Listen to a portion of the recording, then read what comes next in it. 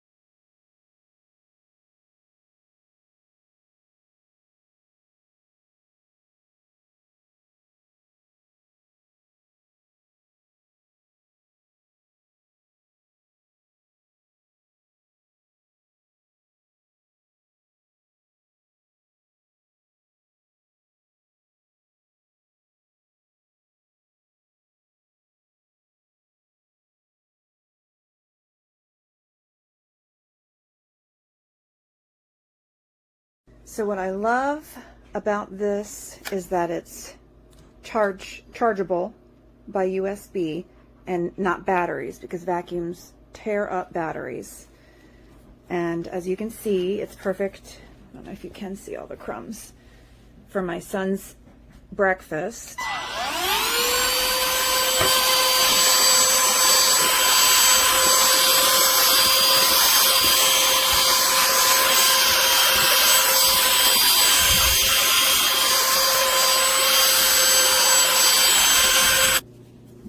I love the button here. It shows you how much battery you have. So it's fully, oh, it went down to 2.